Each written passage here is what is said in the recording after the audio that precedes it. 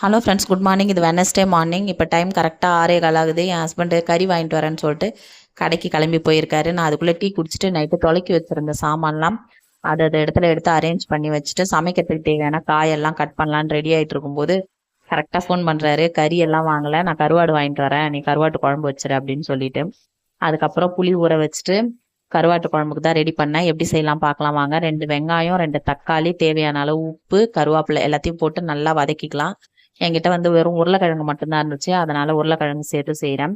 கத்திரிக்காய், மொச்சக்கொட்டை, காராமணி எது இருந்தாலும் போடலாம், நல்லா டேஸ்ட்டாக இருக்கும். நான் இந்த வரைக்கும் தான் காய் வரைக்கும் தான் போட்டிருக்கேன். காயெல்லாம் நல்லா வதங்கின அப்புறம் 3 ஸ்பூன் குழம்பு மிளகாய் தூள் போட்டு நல்லா வதக்கிட்டு நம்ம கரைச்சி வச்ச புளி கரைசலை அதில் ஊற்றிட்டு நல்லா கொதி விட்டுறலாம். அதுக்குள்ளே கருவாடை வந்துருச்சு. நல்லா சுடு தண்ணி காய்ச்சி அதில் ஊற்றி விட்டுட்டு கரெக்டாக ஒரு 5 நிமிஷம் வெயிட் பண்ணால் போதும். நல்லா எல்லாமே க்ளீனாக வந்துடும். கருவாடு நல்லா பளபளன்னு ஆகிடும், ஸ்மெல்லாம் கூட இருக்காது.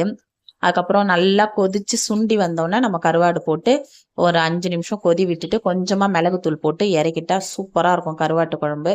அதுவும் சட்டியில் வச்சோன்னா இன்னும் அருமையாக இருந்தது டேஸ்ட்டு. நான் காலையில் மதியம் 2 வேளைக்கு மட்டும்தான் வச்சேன். காலையில் இட்லிக்கு, மதியம் சாதத்துக்கு. நைட்டுக்கு எறா பிரியாணி பிளான் பண்ணியிருக்கேன், அதுவும் ஷேர் பண்ணுறேன், செக் பண்ணி பாருங்கள். ஆடி மாதம் கூழ் ஊற்றும் போது செஞ்சது, அதோட இப்போ தான் செய்கிறோம். ரொம்ப நாள் ஆயிடுச்சு.